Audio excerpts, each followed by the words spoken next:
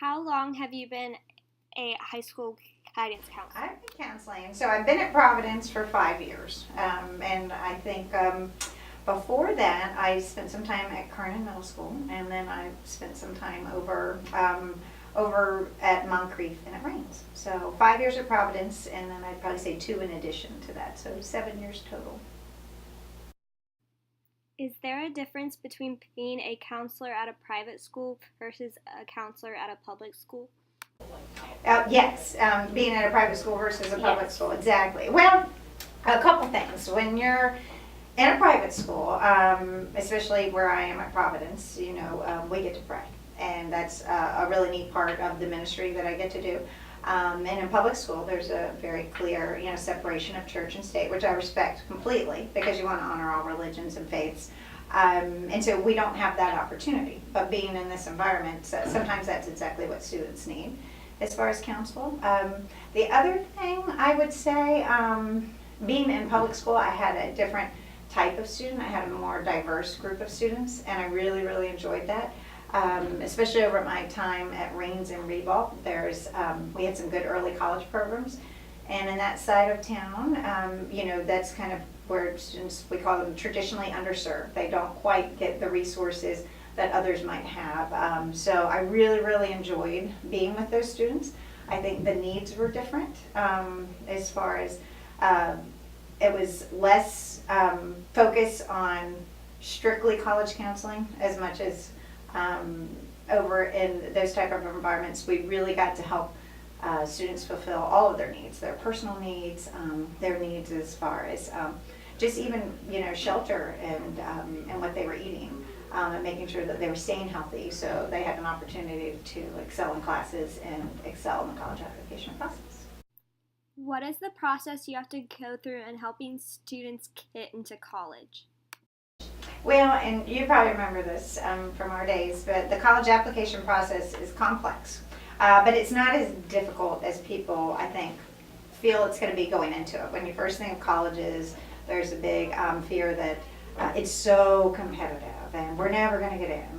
But I think they've made it much more manageable, and we really try to educate the parents as early as possible on exploring the best fit for their students. So there's some that are highly selective. There's some that are a little bit more of a match, meets your needs, and then there's some probable, which we call safety schools. So we try to make sure in the college application process that the students have, what I like to say, as many opportunities as we can, and then by May 1st, which is the universal acceptance date, they can go through and weigh the pros and cons. It could be how far away you are from home. It could be what type of programs the school has.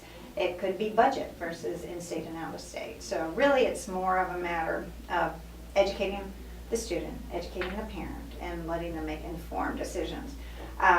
One thing Miss Munego and I, she's my co-counselor, very important to us is that we make sure that the family knows that the student is in the driver's seat. By senior year, there should be a little bit of independence, and there should be self-advocacy and autonomy, and we want students to really embrace that part of their personality. So we like the student to be in the driver's seat, and we say the parents are right there in the passenger seat and we're in the back seat, go left, go right. But we do feel this is a time for them to really show college readiness. So in the application process, by senior year, we like to let them lead quite a bit, and hopefully at that time they've been informed to make those decisions. How has this process changed throughout the years? There are so many changes, Hannah, I can't even tell you. It's just even the state of Florida, they started up with what's called the SSAR. So students 3 years ago, I would just send a transcript for. Now, University of Florida, FSU, FAU, and Florida Poly, now they do what's called self-reporting, self-academic reporting. So students will go in and report their own grades. There's always been the Common App, but with the Common Application that goes to 500 different schools, they had, a year where their service went down a little bit. So a marketing company came up with a different application that just started this year called the Coalition Application. And the University of Florida has adopted that. So these are changes just even since I've been with you. So every year we try to counsel, but we make sure that we throw the caveat out there that things will change next year. Without a doubt, the only, steady thing that we know is that change is coming. So every year, usually over the summer, we try to really research the new policies. So there's self-reporting. And then also what our college is looking for, that can be a lot different. We are noticing less of a focus on GPA and less on test scores, and that's coming from the Ivies on down. They're noticing that students have been a little superficial and a little narcissistic, and not in a bad way, but it's how can I build a resume versus how can I really lead and serve. So one thing we're really noticing in applications is they want students to document where they've been leading over a year and something they're very passionate about. That way it's not, I'm building a resume, it's, am I a true leader in my community? So it's always changing, and I have no doubt it will keep evolving. So as we always say, we've never arrived. We are always learning, and we're very thankful that we get to kind of stay on top of it for our students. What colleges have you noticed are the most popular that students want to attend? All right, well, we're in Florida. We have our flagship schools, so we're going to have our big schools. We have Florida, FSU, UCF. A lot want to go to Florida because of our state university system. It's probably the most selective, but then a lot know that might not be a good fit for where they are as far as their numbers. Of course, UCF is one of the largest colleges nationwide, so many like to apply to that school, and many find that even though it's a huge college, it's actually, it's almost like its own little city, like the city of UCF. So students are surprised how much they like that. So I would say, being the fact that many students have Florida prepaid and they're very tight with their families, most like to stay in the state university system. What are the pros and cons of being a counselor? Being a counselor, as you probably know, I love my job. I never go home and think it wasn't a great day. But, you know, even when it's sad, even when you see someone struggling, you think, you know, God put me there for that reason, and I just hope that my words were His words, and I hope that I did some good. Even if it's not counseling, personal, social, if it's college counseling, I hope that by me having the time to constantly learn, I can help my students navigate the college application process. Those would probably be my pros. I work with great families. I love my students. You know that. I love my students dearly. The cons is you hurt for them. You hurt for them. You hurt for their families. You know, I just found out yesterday that one of my students, her mom has very aggressive advanced breast cancer. And, you know, and it's hard to not ride the ride with every student. And you do. You want to, you hurt for them. You care for them.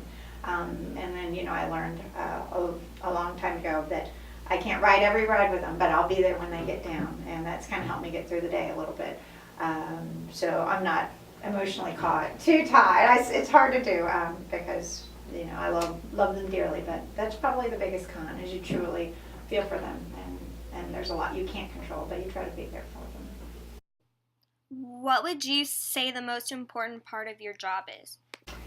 The most important part. Now that's tricky. So technically, I'm a college counselor, so I would say that my majority focus is getting students into college.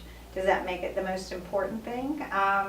Probably not. I'm in a Christian school, and even though, you know, on the big spectrum of education, it's not the primary goal.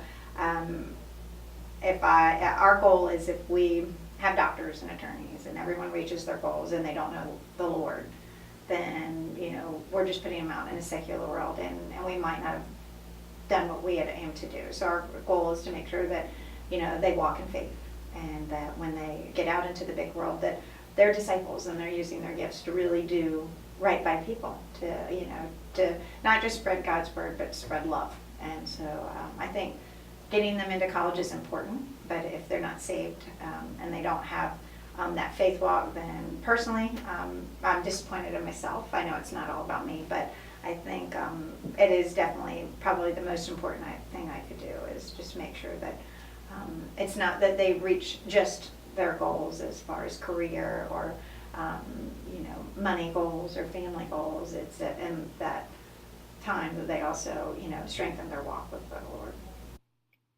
Tell me about the changes you think are going to happen in the next few years in the counseling field. I do see a lot of changes coming down the road, and I think something that we're hearing more and more of is that colleges are putting less importance on college entry scores. I'm not saying that they're going away, but they're realizing you can have a very, very great student who's not a great test taker. And not only that, a great test taker doesn't mean that they're going to contribute to the campus, and to the higher learning environment. There's the social aspect. There's the leadership qualities. There's many other things that colleges are looking for. We call them fair test schools. So there's a lot of colleges that are saying that it's test optional. Stetson University, Jacksonville University. Many colleges are saying you can turn in your test scores if you'd like, or we can review you without test. So it's very freeing for my students that might be, extremely bright and they just get test anxiety, and I love that option for them.